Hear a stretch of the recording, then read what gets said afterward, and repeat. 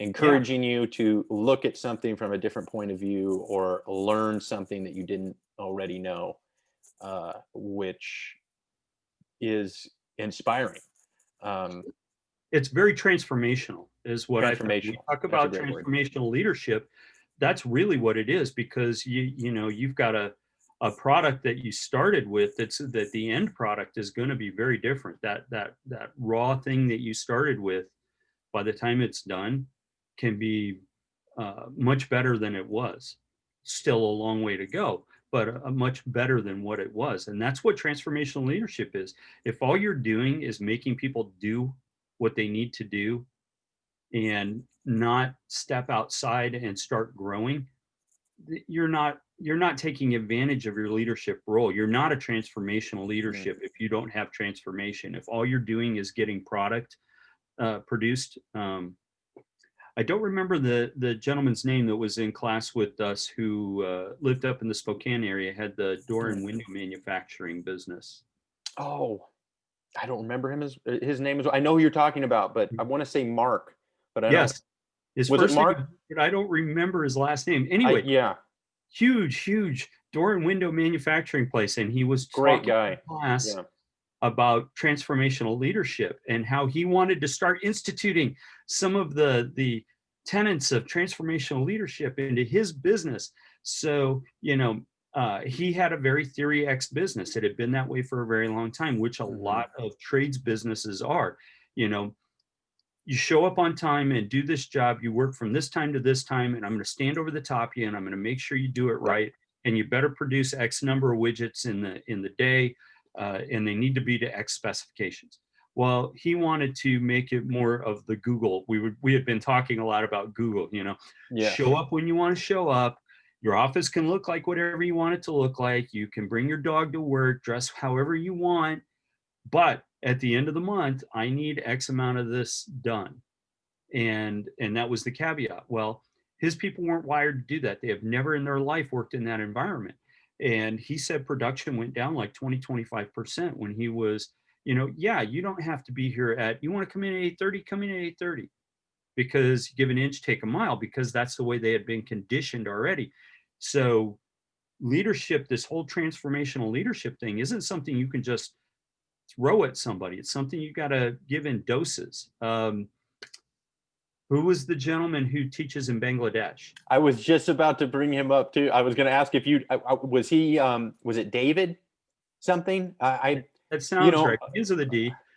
But his experience with when he put the desks in a circle in his classroom, you were in there when he was talking about that. yeah, it And he was said it was like fantastic Lord of the conversation. Flies in there Yeah. because they weren't conditioned to deal with that. And it has to be brought in doses, what they're ready for. So earlier I was talking about undergrads, and I don't mean to make undergrads sound like I'm devaluing them at all. It's just that we have to work within what your epistemology and ontology have been, what your uh, uh, tools in the toolbox will allow you to do.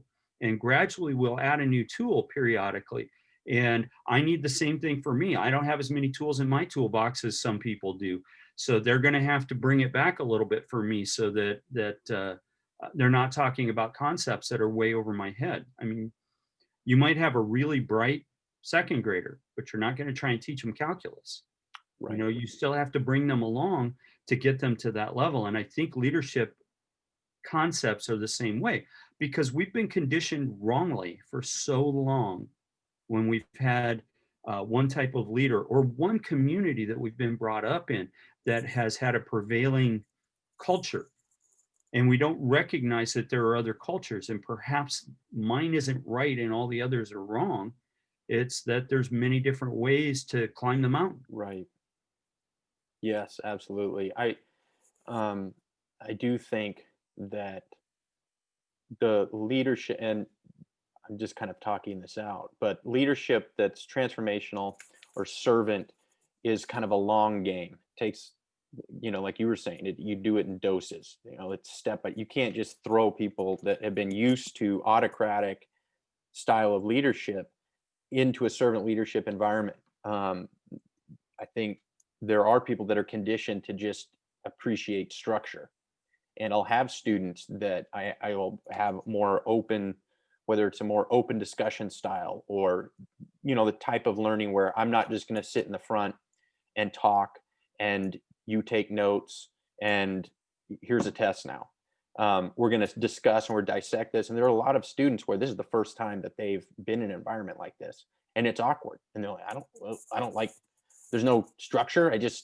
So when is this, there's some structure, but I try to walk that fine line between, giving them a large amount of freedom and ability to do something organically and let their creativity emerge, and then having kind of a loose structure to where, okay, yeah, there is a deadline, it's going to be due here, but the paper is on this, and whatever your interpretation of this is, whether that's toxic leadership, whether that's servant leadership. And I would argue now it's not only are we more conditioned for the hierarchical, or it's been at the foundation of our culture for so long that we're just used to a more hierarchical, autocratic leadership style, but it's also just easier. Let's face it. I don't have to, I can just tell you, hey, do this. That's it. I don't need to have a relationship with you. I just make a couple rules. You either follow them or you don't. And that's that. I'm just in charge of punishing you or rewarding you based on whether or not you follow the rules. That's very easy. It's an easy teaching style, this, and this. You take the test, you get it or you don't. Opposed to create an environment where, okay, we're going to have a bunch of concepts. We're going to wrestle with it. I'm going to try to create a relationship with you. I'm going to try to create an impact, a mutual impact, a mutual influence relationship with you over time. That's something that takes a lot more hard work. It takes a lot more time, and you can't be lazy about it. You have to intentionally and mindfully engage, which, again, like I said, it's just harder. And I think that's what puts a lot of people like, I don't have time for that. I'm going to be autocratic. I'm going to tell them what to do. This is what you do it, get out of my way. Don't bring me any problems. I completely identify with that because I teach a capstone class, and I wish I had a nickel for every student that comes into my class and has no idea how to put in proper citations or references. Not their fault. Their teachers didn't condition them to be able to do that. And we're talking about in the core curriculum, outside of the required general studies, in the core curriculum, 15 classes in, and they don't know how to put a citation into APA, which they've been writing in for 15 classes. So how does that happen? And it's not the student because it's institutional. It seems like I will get 10 or 12 students that don't seem to understand how to put that in. Now, I certainly understand the fluidity of APA, and that if you get 10 instructors together, you're going to get 10 different opinions on certain things, but some form of a citation should be present and references. And I'll wind up not getting that. I'll have students that don't understand paragraph structure. How do you get 15 classes in and writing papers and not be able to have a reasonable paragraph structure? I shouldn't get a 1.5-page long assignment, all one paragraph, not indented. And Right. but the point is that they've been failed. They've been failed by the instructors who are phoning it in. They've been failed by the ones who give you an A if you turn in the assignment on time and an F if you don't. And I don't have time to teach you. Or I just went through an evaluation I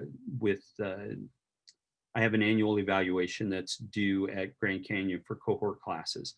So what they'll do is we do a little pre-interview, and then they'll sit in on one of my classes for an hour. Mm. And in the pre-interview, she asked what I thought one of my strengths was. And I said engagement, because my students have access to me. They have my phone number and they have access to me 9 a.m. to 9 p.m., 7 days a week. You call, and if I'm available, I'll answer. If not, leave me a message and I'll call you back. You don't have to make an appointment. I don't have office hours between noon and 1 on Monday, Wednesday, Friday, which most of the instructors have. You call me because, and she's like, well, that's amazing. You have these liberal office hours. And I go, no, it's selfish. It's selfish because I get to deal with these problems when they're small and deal with them quickly. Instead of just passing them off to somebody else, I can handle this right now. You have the ability to send me your assignments. If you send it before the Wednesday of the day it's due, I'll take a look at it and I'll critique it for you and I'll tell you what you need to change to get the grade. And two things happen. One, they learn something. Well, three things. They learn something, they write a better paper and they feel better about it. I get to give them a good grade and I feel better about that. I can't tell you how much easier it is to grade a good paper than it is a crappy paper. A crappy paper, I wind up writing more in comments than they wrote in their paper. Right. So, I mean, but we've gotten beaten down, and you're exactly right. And what it is to me is I equate it to exercise. You know how when you start exercising a new set of muscles, it hurts, but you got to do it to get to that benefit. And Right. unfortunately, we're very comfortable in what we're comfortable in. We want to just stay there. And this is okay. I could put forth this extra effort and I'd be even better, but this is okay. I'm good right here. You know, I'm good. I can walk around the block twice. No, I can't run a 10K, but I can walk around the block twice and I'm okay with that. Instead of going, wouldn't it be cool to run a 10K? And it's the pedagogy of the oppressed. This is where I'll bring that back to the Whitfield thing of you need to read more. When we read the Mm. pedagogy of the oppressed, we start to understand how we get embedded in something, and we can take a bad environment and get so comfortable in it that we actually look forward to it. Right. You know, we time to make the donuts. I'm going to get up and I'm just going to put the nut on the bolt, and this is all I'm going to do. And I'm doing time until I die. And we don't realize until we think about it later how unfulfilled we feel. There's something missing. There's a hole in my soul somewhere that I haven't filled. And that's because I didn't open my eyes. I didn't open my eyes for 10 years, 15 years. I just let time pass me by, going by, doing what was expected and never challenging a thought, never challenging the things that I think that I know, never trying to understand that, hey, I don't look as cool in that jacket as people think, as I think I do.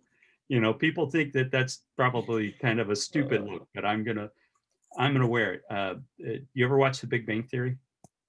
yeah, it's been a while, but yes, I'm familiar with Those everything. characters, and Howard with his Dickies, and the Beatles haircut, and Sheldon in the plaid on plaid suit, and we look at stuff like that. Of course, their image of themselves is not what we see, and of course that's a caricature. But we're all that way to a degree, and we never try to get outside of that, mostly because it would be embarrassing. And uh, partially because it would cause pain. It causes pain, but that's where growth comes from. Where does the pain in exercise come from? Well, we're tearing muscle. We're tearing muscle a little bit, and when it heals back in, it'll be better and stronger than it was. But we got to tear it a little bit, and we don't like that tearing on our soul or on our consciousness, on our brain. It's uncomfortable. Right. Uh, I like that analogy. It's like you tearing your thought apart, but once you put it back together, it's going to be a better thought. sure, Um, it's deconstruction is yeah. really what it is. Right. Yes, absolutely.